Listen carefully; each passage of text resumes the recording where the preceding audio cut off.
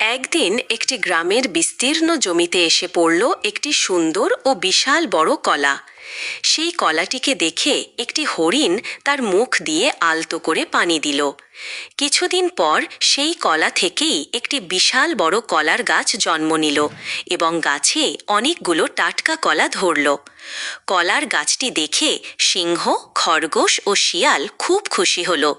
তারা সবাই মিলে সেই কলা খেয়ে আনন্দে দিন কাটাতে লাগলো।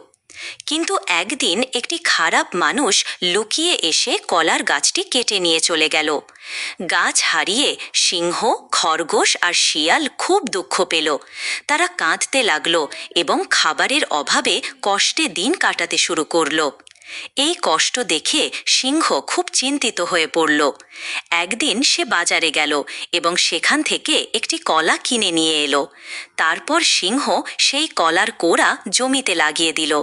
প্রতিদিন সে নিজে দাঁড়িয়ে গাছটির যত্ন নিতে লাগল, পানি দিল, আগাছা পরিষ্কার করল। সিংহের যত্ন আর পরিশ্রমের ফলে কিছুদিন পর সেই জমিতে আবার একটি বিশাল বড় কলার গাছ জন্ম নিল এবং তাতে অনেকগুলো কলা ধরল।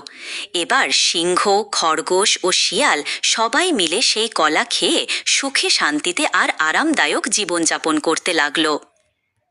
এক